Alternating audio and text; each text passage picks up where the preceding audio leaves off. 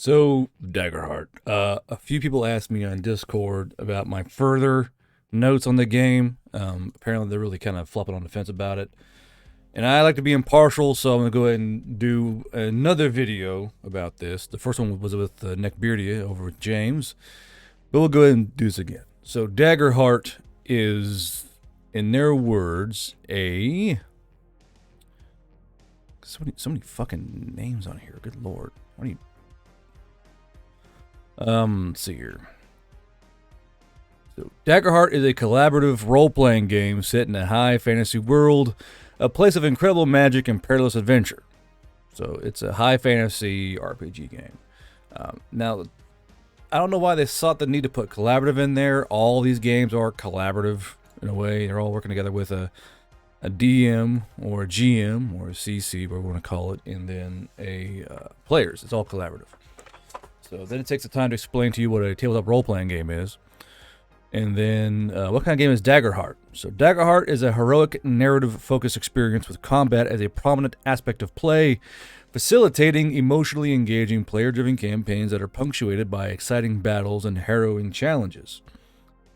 The game takes a more rules-light approach in its design, encouraging players and GMs to focus on the story they're telling rather than the complexity of the mechanics. That becomes quite evident. It takes them to act in good faith with one another to tell the best story they can and looks to provide structure when it's unclear how things might resolve within the story. So, when they say this, it means it's not like D&D or the Veil Riders or any other kind of game there is. This is a literal handshake agreement game. This is going to be mostly for people who know each other very well and have a well-established play group. This is not the game for randos to do with, because it requires, as it says, a good faith agreement to tell the best story you can. And again, why becomes quite evident later on. The system has a free-flowing approach to combat to avoid stopping down the game into rounds, and it doesn't rely on grid-based movement for the maps and minis. I get that, I really do, but it's not great. It really isn't. The little bitty things like grids or, movement or turns, it simulates reality of how fast someone is, of how far they can move, strength, agility. It's all to simulate certain things. And when you lack those very common, very unnuanced, and slightly more nuanced, depending on the game, aspects of a TTRPG, it becomes a bit more of theater drama than anything else. This is an all-purpose in creating a game that utilizes the kind of terrain and map building that miniature-based games are known for, while making Daggerheart streamlined, approachable, and focused on delivering a great narrative experience at the table. I mean, you could just use inches in movement as well. If you want to use it on the table with terrain, you simply use inch-like movements, and you measure it with a ruler or a flexible ruler or a tape measure. It just adds more reflection of how that creature moves. Is it fast? Is it slow? Is it big? Is it small? These things are needed. They really are. And to not have them puts a lot of impetuous on the GM saying, no, your character can't do that. Or the player understanding their own drawbacks. Those who prefer a highly strategic, rules-heavy experience with more of a heritage from war games may find Daggerheart doesn't have all the crunchy bits they're used to. Those who come from very rules-light gameplay may find the mechanics engage in areas where they're used to a more free-form approach. That's okay. You should always play the types of games that make you and your table happy. That said, if you're looking to tell heroic fantasy stories with a more modern approach to mechanics that focus on both the epic battles and the emotional narrative of the characters who fight in them, you've come to the right place. I wouldn't really call it a modern approach. It's more of just a lazier approach, because this kind of approach puts less weight on the creators to make sure it's balanced. If you say there are no rules, then it's very easily done in terms of making a book. You say, hey, there are no rules. This is what you do, and that takes all of the work out of the book creators. Let's see here. Daggerheart utilizes an asymmetrical design. That means that it plays very differently for the GM than it does for the players. Many TTRPGs have some asymmetry with players each controlling one PC while the GM plays everyone else, but Daggerheart's asymmetry goes deeper. Players roll the 2d12 duality dice for their PC standard actions, including their attacks. At the same time, the GM makes moves without rolling for most actions, but rolls a d20 when making attacks for adversaries. Each PC gains hope when they roll with hope, while the GM gains fear when the PC rolls with fear. PCs and adversaries both have a mechanic called experiences, but they are used in different ways at different times. This asymmetrical design is intended to help all participants and more effectively contribute to creating a memorable experience together at the table. Which it's just like the real original sauce of their game is here. It's here in this part right here. This is what really makes their game different from everyone else. There's a 2d12 duality dice, and the DM takes players, or GM takes plays. When the players do stuff, he collects action tokens. But all this right here is more or less the heart and soul of the game. Really, is their 2d12 system and the way the GM activates NPCs. Let's see, they have what they kind of borrowed from, or their touchstones. No one is exempt from this. Everyone borrows some aspects from the games, and they kind of they at least have the ability to list all that they borrowed from. They borrowed from 13th Age, Apocalypse, or Powered by Apocalypse, Blaze in the Dark, Shadowrun, Pathfinder. So basically, all the big birds they kind of borrowed from for the system. They borrowed from the books, Wheel of Time, Lord of the Rings. They borrowed from the Dragon Prince, The Witcher. So it also, it's kind of odd they borrow from themselves. Like, everyone knows you're gonna borrow from Vox Machina. You're the same fucking crew who made it. Everyone knows that. Let's see here. So let's see, the heart of the game. I could read all this, but I'm not. Basically, it kind of breaks down into, what sessions are, what the dice do, the duality dice.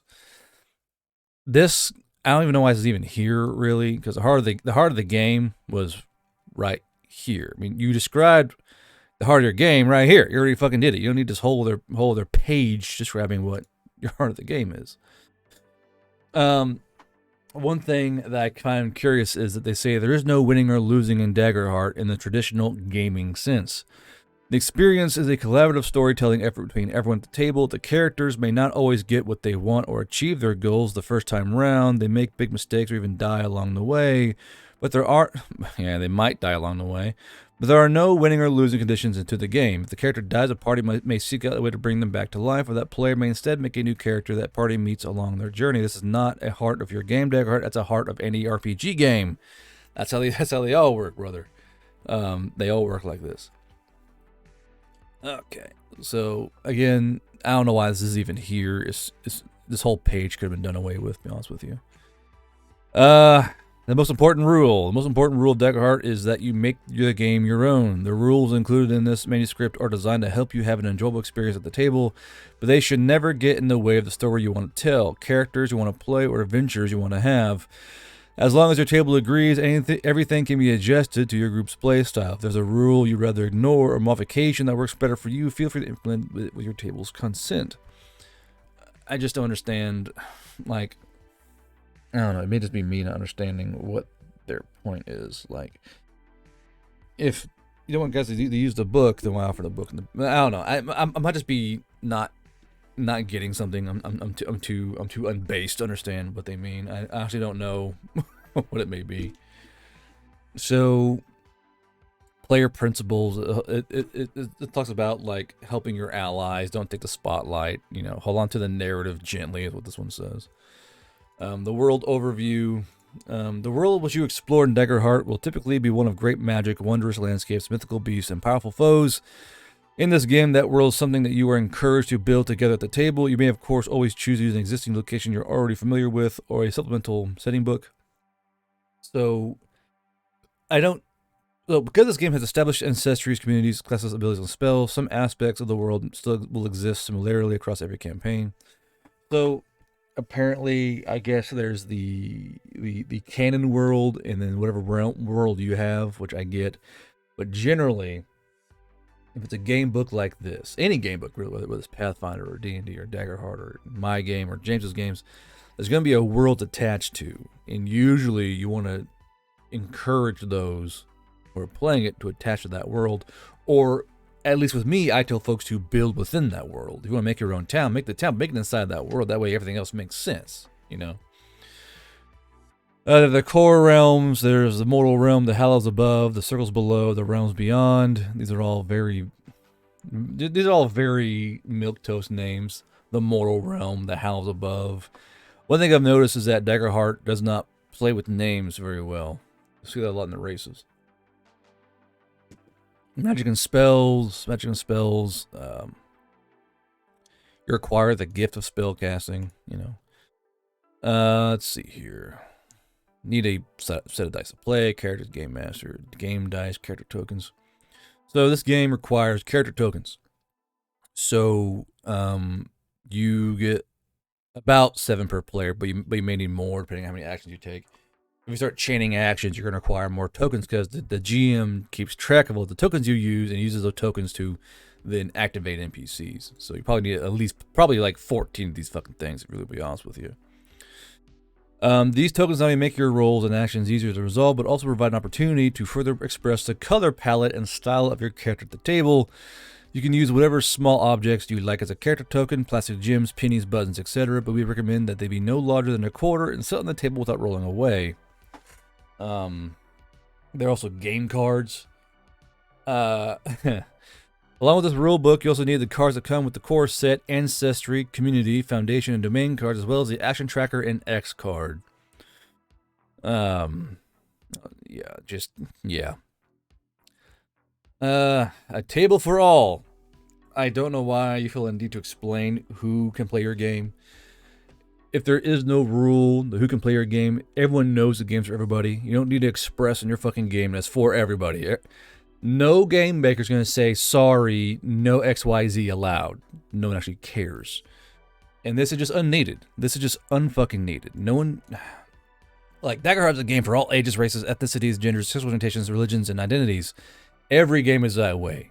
Every game is going to be that way. There are no, like...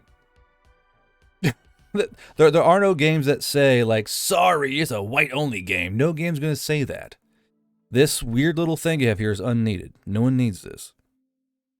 There's the Lines and Veils rule, the X card. They're cringe. They're for people who don't understand how to talk to people and be an adult. Open door policy. Yeah, I don't know why this is how you had your game up with this fucking useless bullshit. There's using the book so you can kind of hyperlink down. I always do enjoy hyperlinks. So you can hyperlink down to where you want to go. This character creation is getting started. There's a lot of pages on creating which is like double column. Their classes are a bit uninspired, if you ask me. There's the bard, the druid, the guardian, the ranger, the seraph, the rogue, the sorcerer, the warrior, the wizard. Like, it's not like a few special names can go a long way here. Like, seraph is not even in itself, unique. Everyone knows what a seraph is. It's a winged dude. But, so this is their classes. They have their heritages. These are their ancestry, which is their races. They apparently don't like the word race, so they choose ancestry. Apparently, I don't know. So it's Clank, Demon, Dracona, Dwarf, Elf, Fairy, Faun, Furbolg, Fungrel, Galapa, Giant, Goblin, Halfling, Human, Katari, Orc, Ribbit, Simia. We'll go there in a bit. There's your community. There's your languages, your character traits. So these are apparently very important in the game from what I've read. These are as they say, the values that reflect your natural or trained ability in the core 6 stats, which is agility, strength, finesse, knowledge, instinct, and presence. So these all mean something to your character. You need to choose them wisely. You have your trait modifiers.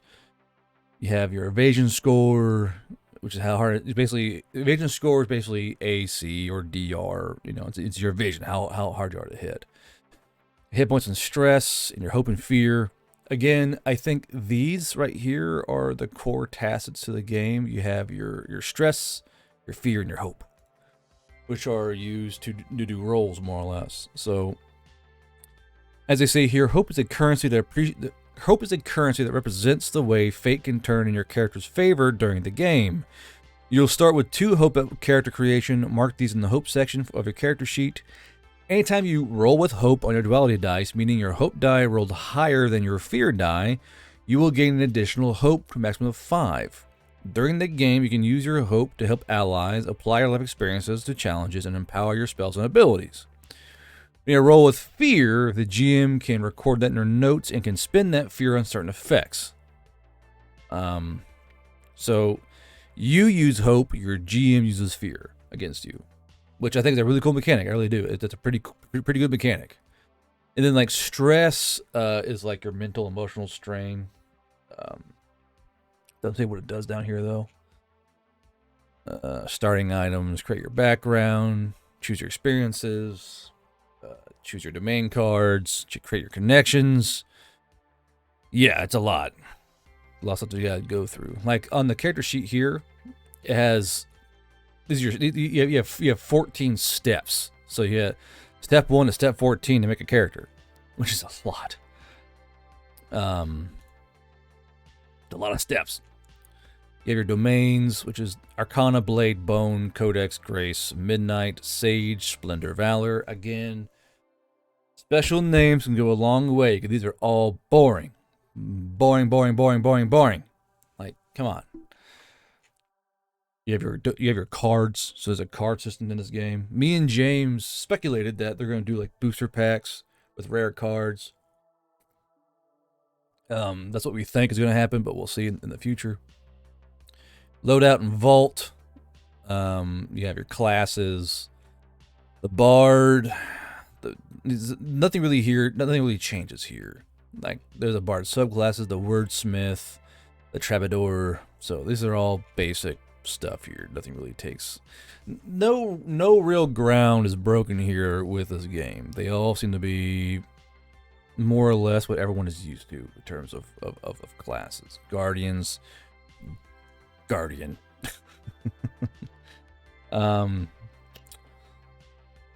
Yeah, it's just I don't know, nothing really of major note here. You do level up and get stuff though, which is good to see. Some games don't do that.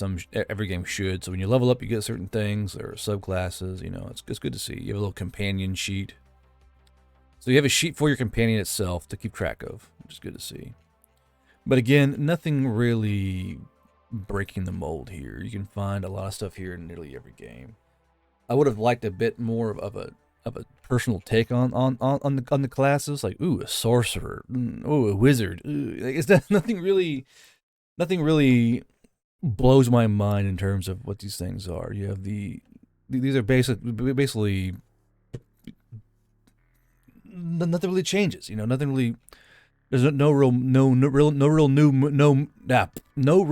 movement on these things. So I think they took some allowance with the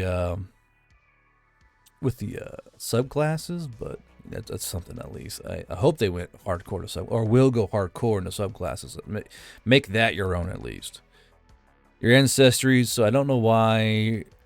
Well, we all know why. They won't say race or anything like that, or like species, but ancestries with the word. So they chose a special word for like the race, but nothing else. It's like, okay, you know, you're kind of putting your laser sight on the wrong things here. Missed ancestry intersection. So there's the clank, which are your warforged. Clanks can come in all shapes and sizes, as you can see here. I'll zoom in a bit for you guys. So clanks come in all shapes, all sizes. You know, any design. You can be an android. You can be a clanker dragon.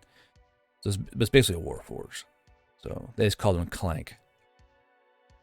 I don't think because to me clank seems like a slur. Like for me, like knowing Legion or like Star Wars is like, yeah, you fucking clanker for like B1s. Like they should have called them anything else. Clank, while simple, is so uninspired. Like you could come up with so many unique names to describe this race, and instead they just chose clank.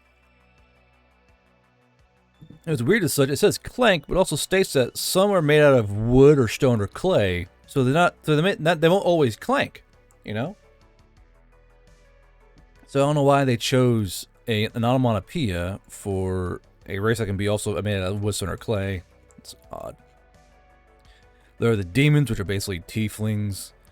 Again, why'd you choose demon? It's just like it's pushing the nose into the face of someone that knows. Like you could have called these guys anything else. I mean, why call them just demons? Like, even in here, though, it doesn't really say, what their other name may be. It's just demon and then what they are and their ancestry. It's just, I don't know. You have the Dracona, basically lizard people, or yeah, it was basically lizard people because you got like dinosaurs and shit. Again, in the realm of uninspired, oh look, they have a breath attack. It's just like they could have had anything else, You could have chosen like claws or tail or teeth or some other innate ability, but no, they're kind of leveraging off of what they've always been. And that's a big dragon that can talk and breathe fire or breathe something for that matter. It's kind of like Dwarves. They did take another aspect from a dwarf in the arts section. To me, these dwarves look like Victorian-era circus workers. I finally nailed down the vibe they were given, but their dwarves look like Victorian-era circus workers. And it has that vibe. I don't hate it. I don't hate it at all. Same time, you probably shouldn't have called them a dwarf. You probably could call them something else, or call them like something dwarf or blank dwarves or whatever have you. It's like I don't know. Elves. I mean, this elf right here is like fucking sauced up in the fucking hoodnang. But elves look like more of a Middle Eastern Indian inspired thing going on here. Again, don't call them elves. Call them something else. They don't look like normal elves, so don't call them normal elves. Call them something else. Like at least I went Valley Elf with mine. Call them something elves or elves with a blank. Give it a little spice on that name. You got fairies. Here's where I start getting a little bit odd because like there's not a lot of lore here with these fairies, but it says it can be insect-like or humanoid. And there's going to be a reason why. Why are they, like I said in James's video, why are they that way? What makes them have two huge dichotomies of what their bodies can be? Why are these ones insectoid? Why are these ones more humanoid? What's the lore behind this? Like, why is that? But it doesn't say that.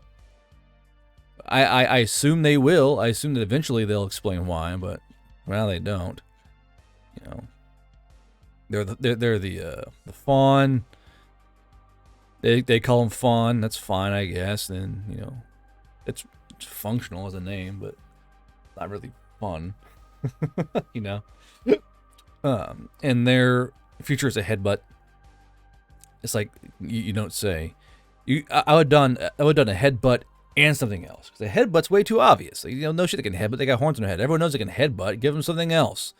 A little more spice on what makes a fawn a fawn.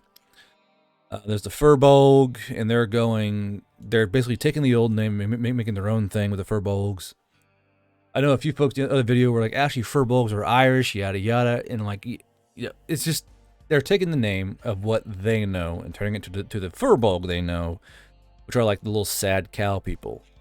The Fungril are pretty fucking cool. I like the Fungril. At least Fungril has a nice ring to it. Ooh, the Fungril. It's like it's an actual race name. You know what I mean? And I like it. The Galapa are the same thing. They're Tortuga. And of course, it's an okayish name for what they are. But then they choose the Shell of Protection. They have a higher armor score. Again, that's too obvious. We know that. They're fucking turtles. We know they're going to have a goddamn higher armor score. Give them something else. Give them something else that gives them more spice. Like, no shit. The Galapa have a shell. Oh, the higher armor. Naturally, yeah, we know that. Give them something else to make them a little more unique. Use your writing skills. Giant,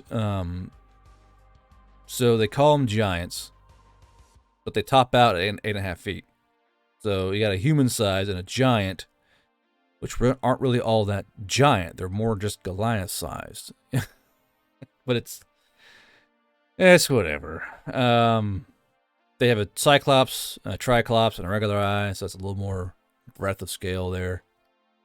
The goblins, again, don't, I said it in James's video too, the goblins don't look like goblins. These look like bat people. You could have gone in and had like an actual, like original species of the whatever the fucky Wookiees and have them be the art, because these aren't goblins. To me, to me, these aren't goblins. These don't look like goblins. These look like something else entirely. They have these big old bat ears and the large eyes. They look like bat people. You should have gone with that. Don't call these guys goblins. That's too derivative for what they are. They look too original to be called a simple goblin. Halflings, yeah. Humans, yeah. Qatari, they have the literal furry scale. They're, again, much like the Fae, they don't explain why some are literal animal people and some are fucking ooh-woo cat girls. They don't explain it at all. I don't know why it'd be this breadth of scale on these two creatures. They don't explain it. I couldn't tell you. Orcs don't look like orcs. Orcs look like trolls, honestly. Like the orcs look more like Warcraft trolls than orcs. Or am I just fucking losing my mind? Like, these don't look like orcs to me. Don't call them orcs, call them something else. These clearly are not orcs. Give them a name. There's the ribbit, which are the frog folk. Me and James both like that guy right there. That's our favorite guy right there. But the ribbits are frog folk. Alright. Much like the fungrel. Simia are ape people. They say in the lore blog that it's from they appear as from the largest gorilla to the smallest marmoset, and that is silly. There cannot be all the different fucking simian races. Unless it's a planet of just purely simians, which it is not. So, like I said on James's videos, pick 4. Pick 4 or 5 monkeys and have those be your simian factions, you know. But again, there's no reason why. It's just what they are. Mixed ancestry. So you can choose to have a mixed race character, and you have little rules for it. You know, you have the community you come from, which impart an inheritance. You know, so that's pretty nice. Most backgrounds should give a bonus of some kind, and they do that, which is good to see. And there's like the lowborn, you're well-read, older-born, you record things. There's always little things you do that are tied to your background. So you actually have to choose your background wisely, so you can choose what thing you get. Right, just a random. I don't know why they choose a random page of stuff like this. Like they choose like prosthetics. Like honestly, this picture should be in items, not here. I don't know why this is here. This should be in a section of. I mean, they're trying to talk about like disabled characters here, and I get that, but this picture should be in the items. These are all items. The mask is an item. The chair is an item. The steam-powered jousting wheelchair is a fucking item. You know, these should be in items down here. Combat wheelchair coming soon. I can't fucking wait for that shit. Hee ho ho. So it goes through the flow of the game, and more or less, this game breaks down into a turnless, initiative-less game. There is no initiative. This game requires the GM and the players to behave accordingly and logically and level-headedly in their play session. So there are no turns. There's no initiative. It's simply it seems like it's the first to talk's the first to go, in a way. The first to talk is the first to go, the first to do their action, which isn't really healthy for a game. I know other games do it. I got that. I get that. But I still think it's bad. It should not be a first on the job kind of thing, unless there's like an ambush round. Like in the Veil Riders, you can hold action. When you hold an action, you go, hey, I'm using my action right now. That's how you interrupt the game. But this is simply whoever talks first goes first. And I just don't like that in a game. It's not very fair to those who may be a bit more timid in the flow of combat. Like I see a big issue being those who are a bit more timid, a bit more reserved, missing out on combat unless the GM goes, hey, what do you do? You know, they don't really get their turn. Having your turn in a game is very important, I believe. When it's your turn, you know that you cannot be interrupted. It's your turn. This is your time. You get to use it. If you have to try and interject into a flow of combat, some folks may have issues with that. They may not have the gumption to go up there and do it. And again, there is no limit on things you can do on your turn, or your air quote turn. There's no limit what you can do. The only limit is a GM telling you no. Duality dice, again, there's the hope and the hope and fear. So it's restated down here. They put it both up top and down here when describing the hope and die. So that's okay. Whenever you roll a duality roll, if both dice roll the same number, you automatically roll a critical success, even if you would have otherwise failed because the total is lower than your roll's difficulty. See roll difficulty. And it counts the roll with hope. You can use hope to help an ally, activate a hope feature, utilize an experience, you can help an ally. So again, I think the real golden button to their game is this. I think this right here, the hope and fear mechanic, is their true game seller. This is the whole game is about this. I think this is what really sets them apart for their games. It's just this. This is what does it. In terms of actual mechanics, this is what makes their game is the duality dice. Because a lot of their things revolve around their duality dice and their fear and hope mechanic. That's what the whole thing revolves around, and I believe this is what their main game is. Their main selling point is their duality dice. There are the damage thresholds and hit points. So you have your HP. Hit points represent the physical injuries and discomforts experienced by the character during their adventures. Your available hit points, sometimes called HP, are determined by your class. When you take damage, you mark between 1 and 3 HP, representing that you've lost that much health. However, each class also has a certain damage threshold, indicating how much damage you can endure before marking a hit point. The dark bars on the hit points and stress section of your character sheet show the 3 tiers of damage you can take: severe, major, and minor. So they're breaking down HP into a more... It's funny how they said before they want to avoid crunchy stuff, or it's not as crunchy, but then at the same time, the HP point system is crunchy as shit. Like, there's a way to track HP, the max damage you can take, and then also the threshold, and also how is it a minor, major, or is it minor, major, or severe? And these are all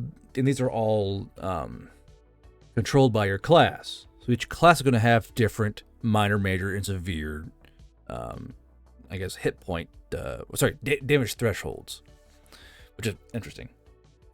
Same time, it's like, because there's a lot of things to track. I track my threshold, my HP, and what kind of class I am, and it kind of means that you're kind of tied to your class at the hip in terms of your HP. If you want to have a really high HP guy, you got to pick a certain class. Your race and ancestry does nothing. And plus, it seems like you can't really change these. I don't think. I think these are kind of locked in, perhaps. When the GM tells you to take damage, see damage rolls, compare that number to your thresholds and mark hit points depending on the tier. If you ever mark your final available health HP point, you must make a death move. We'll get to that here in a, we'll get to that bitch here in a bit. Clearing hit points. Anytime you take downtime actions, you have the opportunity to clear some of your hit points. So basically, you're resting. Additional damage threshold. To make the game more dangerous, the table may implement a rule that if the incoming damage on an attack roll is ever double or more a character's severe threshold, you mark an additional HP point. So making like a really critical attack. That's an optional rule, mind you. Stress. Stress represents the mental and physical strain you put on your character during adventures. You can sometimes spend stress to affect the narrative. When you do, consider the burden your character knowingly accepts. So this seems to be more of a RP kind of thing, you know. Stress causes complications. It can affect your movement. Yeah. And of course, there's also action rolls. Now, the action rolls, again, there's no turn order. So either it's a combat action or another action, doesn't matter. They're all simply actions now. And you roll when you do an action roll, you roll your duality dice. So more or less, these 2d12 are the main function of the game, really. This is what it seems like. So basically, instead of a d20, you have a d24 that's split into two separate functions. So it's different. It's a different take on it. Instead of having a d20, you have your 2d12, and it was what really kind of makes the game for you. Nothing really wrong with that. It's simply another take on how to make actions do their thing. Let's see here. Character traits, actually that's the modifiers, chosen traits, roll the dice. Resolving, story as consequence, examples, special action rolls, attack rolls. So, again, attack rolls are done just whenever you are allowed to do them. By default, each attack roll can only target one enemy. Standard things. Spellcast rolls. I'm curious how they handle spellcasting because I didn't read this last time. Spellcast rolls are a type of action roll that's used when you're creating significant magical effects. These are called for like this spellcast roll or spellcast roll 14 instead of referring to a specific stat on the character sheet. These rolls use the spellcast stat of your class.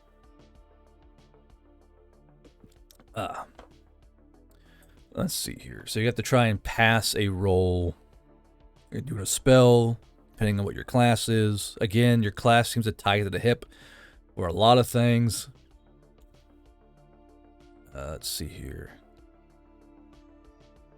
Are you rolling your 2d12 when you do this? I assume so.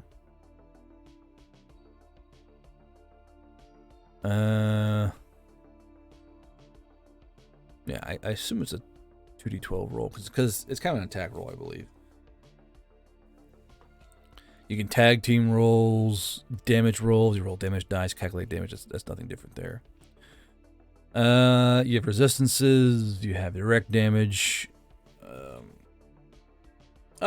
Direct damage is physical or magical damage that automatically hits a target. When a PC or GM deals direct damage, they don't have to make an attack roll to hit. Not the hiccups. Reaction rolls, which are apparently unlimited because there are no cap on actions. Evasion scores is how hard they are to hit. You have advantage, disadvantage. You have conditions, vulnerable, hidden, restrained, ending conditions, temporary conditions, other conditions, countdowns, map and range. Let's see. How's movement dealt with? In Daggerheart, rules don't measure distance by feet, but by range, though there are approximations given below for each of the 5 ranges. This is not something that has to be measured perfectly at the table. The GM will always be the one to determine where something falls in range during a scene and may adjust the map as needed to reflect this fiction. So melee means PCs can generally touch targets up to a few feet away from them, but melee range would be greater for especially large NPCs. Very close, close, far, very far. These are all extremely vague. So more or less here, the GM makes the call on range. He's on this. This is going to lead to a huge argument between GMs and players. Again, this is reflecting that a player can go, you got a GM. But if a player has a thing, and has an idea, no, he's clearly in close range. No, I'm sorry, he's clearly in far range. It's going to cause an argument. There's no way to fucking measure it. If there's no way to measure and clarify how far away something is, it's going to cause an issue. Like, there's no way it can't cause an issue. So this is horrible. Fucking horrible. The fact that it's the GM saying, I think it's in melee range. Come on, man. There has to be some minor way to measure it. Like, it's your character's height or something. Something you can easily figure out a way to measure. It's just, I don't know. It's just, This would be a huge pain in the ass for me. This would be a huge pain in the ass for me and a lot of other GMs. And then it has right here, there are inches, but they use these words. They use these certain words. Anything on a battle map that's within the shortest length of a game card It's because he's in very close range. So I. Oh, it changes. Oh my god. Okay, I guess I'm only half wrong. So, very close is a game card. Close is a pen or pencil. Far is a standard length of paper. And very far is just very far away. This is kind of the joke of Americans will use anything but the metric system to measure things. He's about 4 game cards away. Then it has inches. So we don't. So they say we don't measure by feet, but by range, and range is either inches or items.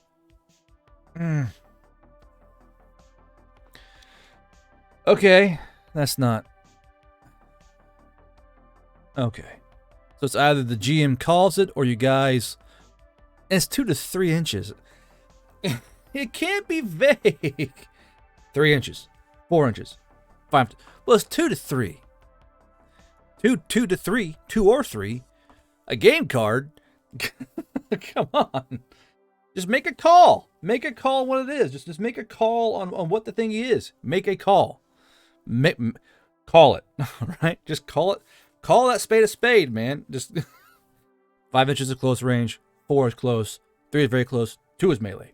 Boom. Done. Bah. Done. Don't say 2 to 3. Maniacs. Ugh. Madness. Cover Last Sight in Darkness. Cover. Please tell me to add something. It cannot be targeted directly. Oh, come on. Increase their evasion then, man. Fuck. Gold. Let's see. What? I didn't realize this. Gold tracks wealth. So there's only gold, it seems like. Yeah, so gold is gold, only gold.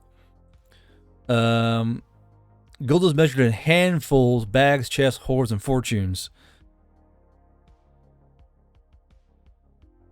What? My god, they're vague? Oh, they are abstracted. I got about 6 handfuls. God.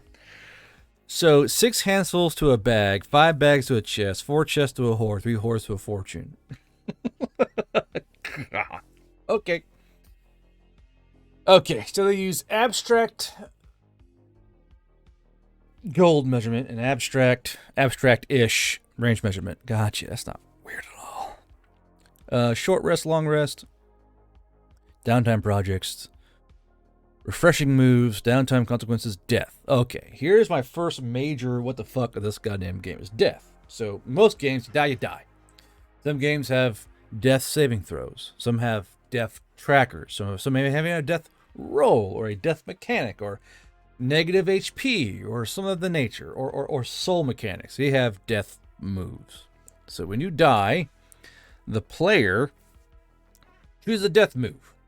The first death move is embrace death and blaze of glory. Woo, blaze of glory. So you take one action at GM's discretion, which becomes an automatic critical success. Then you die. Then there's avoid death and face the consequences. Okay. This is the biggest cop-out rule of them all. Instead of dying, you merely drop unconscious temporarily and work with the GM to describe how the situation gets much worse because of it. Then you roll your fear die. If its value is equal to or under your level, take a scar. Okay.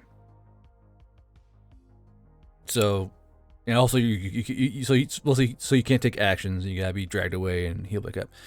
So not only is it a 50-50 whether you take a scar, but you avoid death completely. And by the way, when you take scars, go ahead and do this real quick while we're here. Scars. Doop. So, if you choose to avoid death, you might take a scar. If you do, permanently cross out one of your hope slots. You cannot use this slot to store hope anymore. Okay. When you put a scar on your last hope slot, you actually die, which is great. Until we get back to where we were.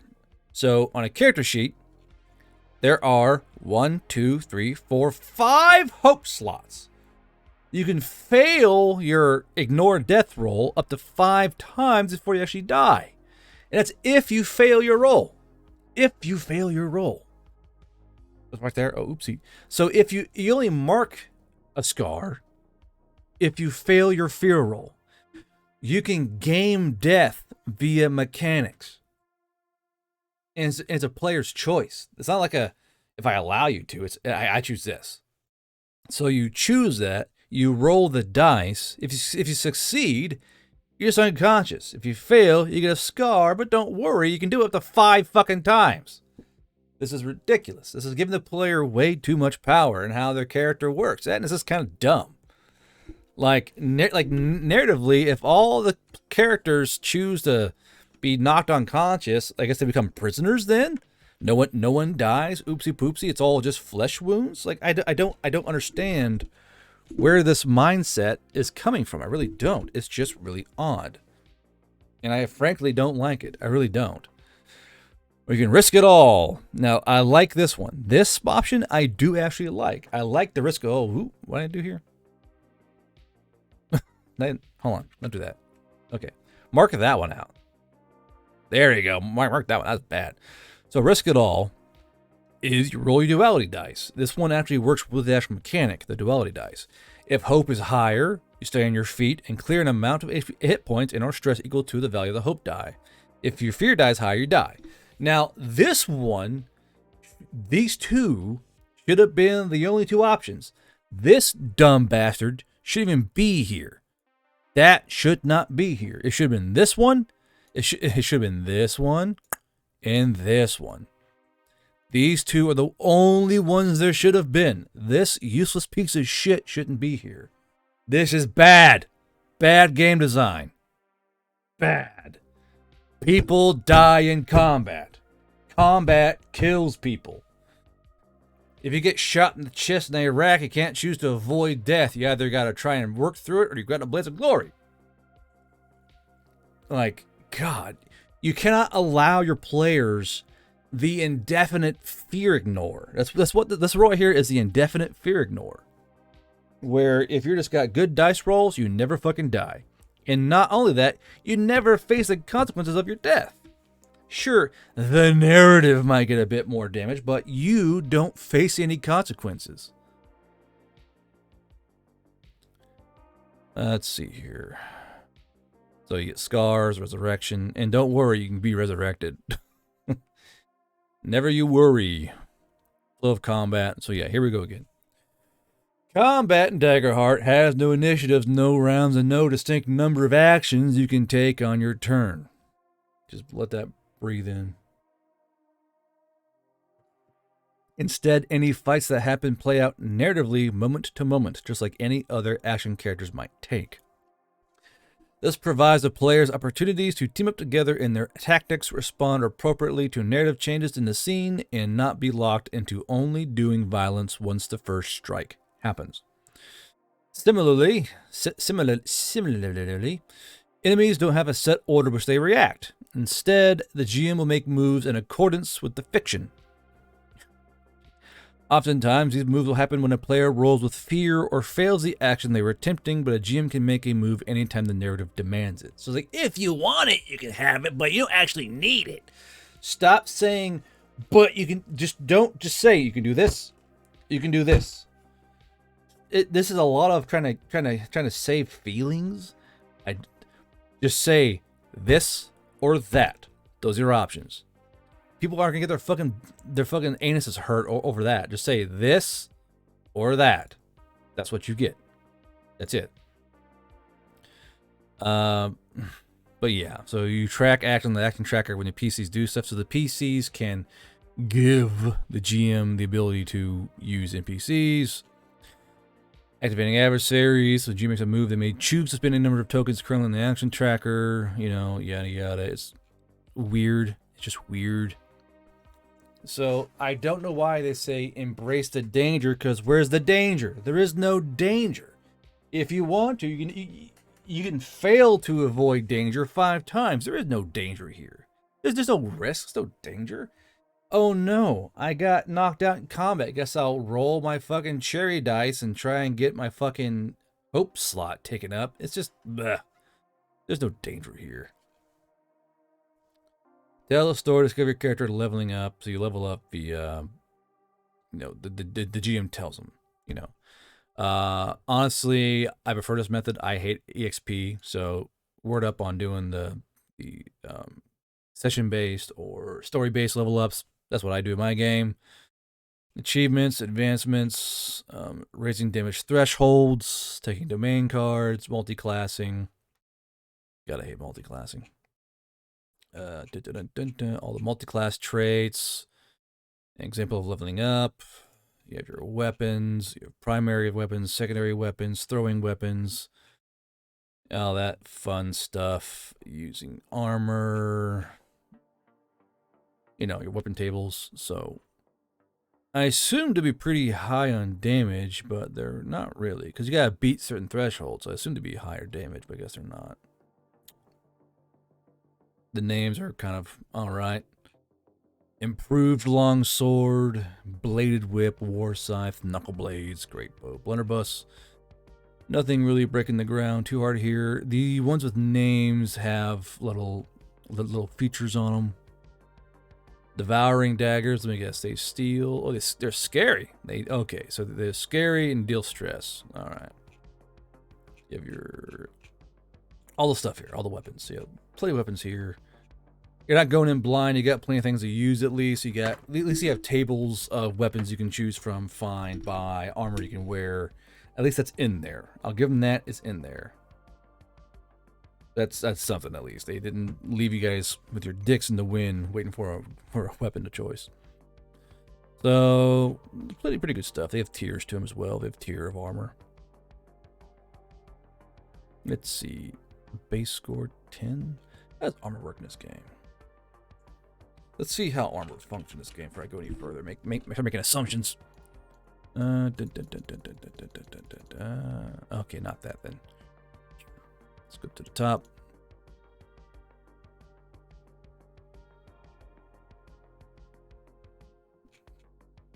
God, this shit the way the goddamn table introductions. Make this fucking double columns with less fucking pages, guys. Shit. Okay, we're here. Armor. It's not in alphabetical order. They did it here, but not here. That's annoying. Okay, can we find armors by equipment? Using armor, there we go. Armors are defined by 3 names, name, base value, and sometimes a feature. Okay, when you take damage, you can negate some or all of it by marking one of the open armor slots. Okay, so you use armor. That's right. Use armor slots. So you can basically use and break armor. What else is here? We really even need to talk about. You have your little missions and stuff they have for you to use from. Why are these here? This is very Pathfinder-ish of them to have, like, lifting a chair requires five strength.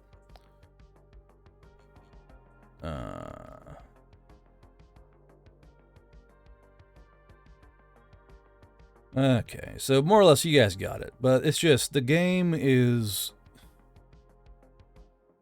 I wouldn't even call it a game. It's more of a... This is less a game and more of a narrative device to tell a story with your friends, you know? That's all it really seems like, really. It's like, I just don't see how this is a game. It's more or less a storytelling tool, if anything. I don't see this as a very usable game. I don't. A lot of the races are completely uninspired. Some of the rules are just outright dumb in terms of playing a TTRPG game. It's just, I don't know. It just seems, I expected more knowing the folks who make this, and it's just the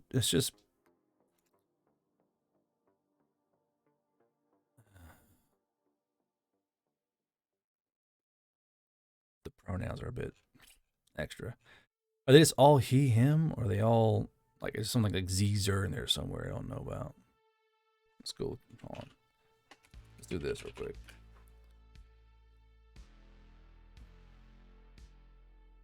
The fact that even pronouns in the book is fucking weird. Like, who cares? Who really cares? He, him, he, they, she, her. Who cares? Who cares? Who cares?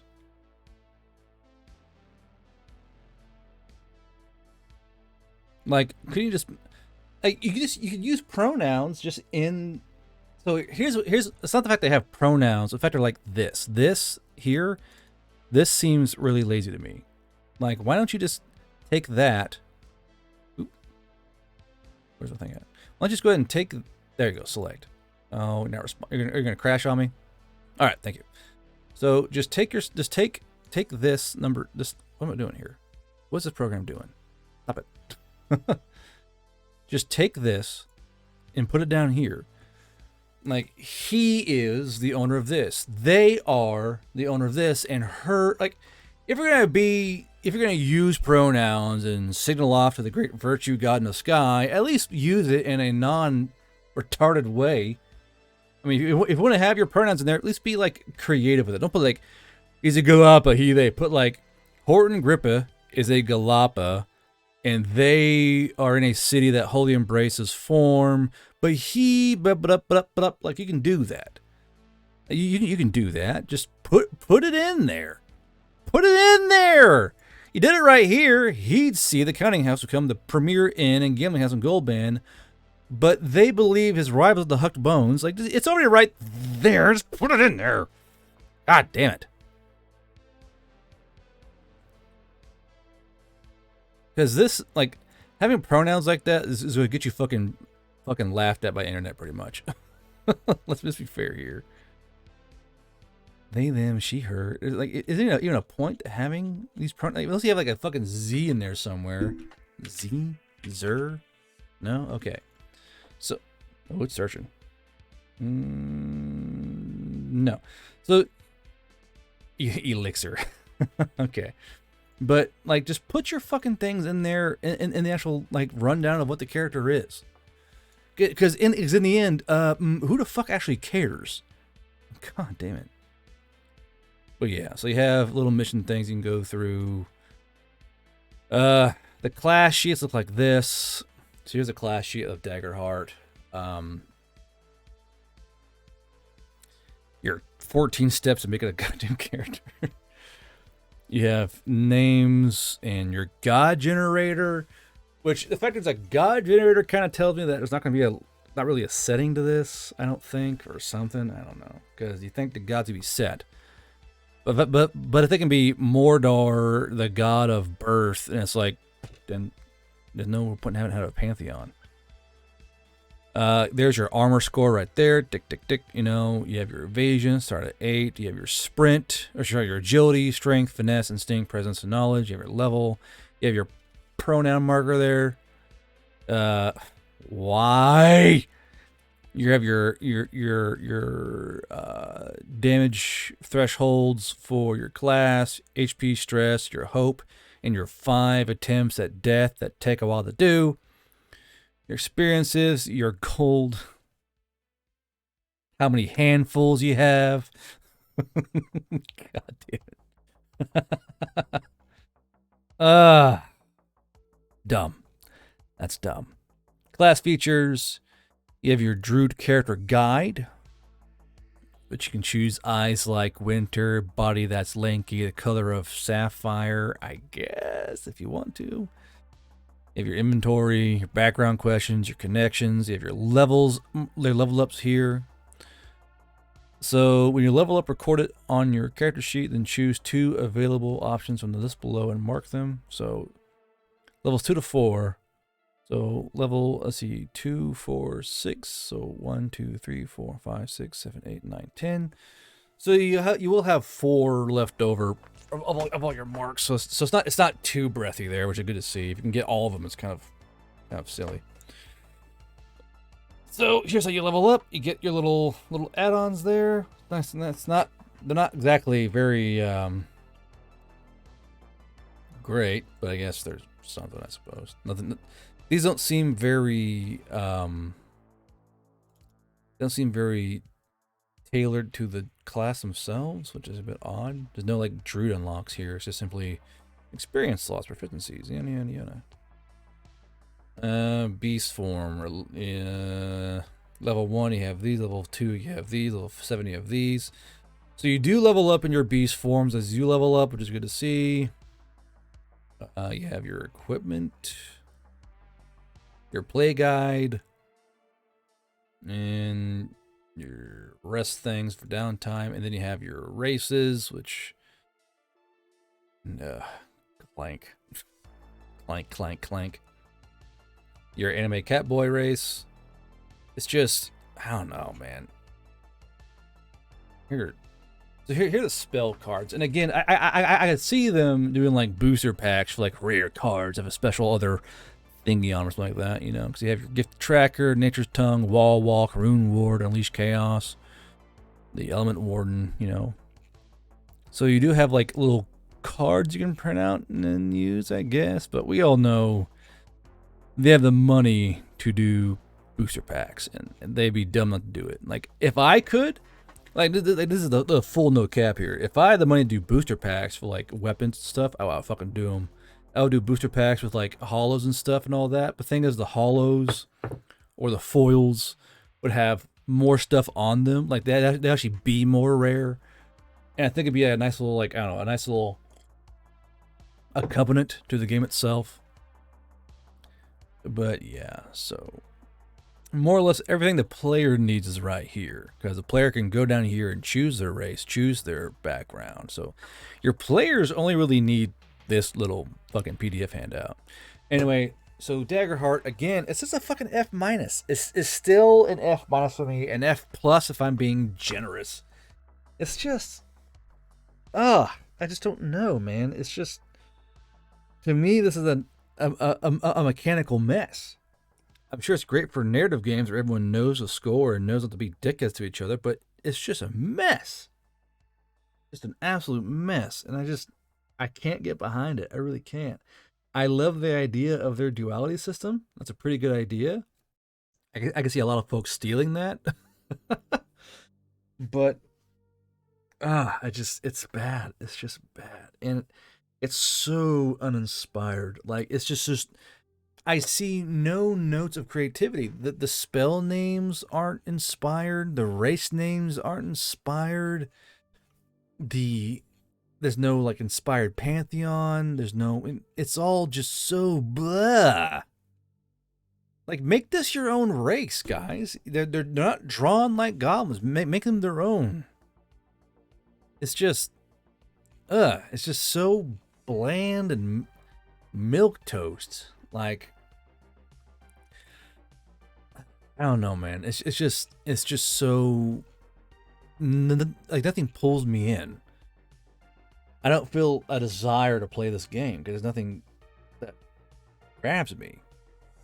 I guess it'd be a great first time game, you know, for a new player, new GM who doesn't know what an initiative tracker is. I guess that'd be good, but like, I don't know. It's just bad to me. I hope they'll write lore. At least, hope they'll write lore and have that do stuff. If not, it's not going to explain anything. But I don't know. Those are my further thoughts on it. Yeah, F. Fucking F-.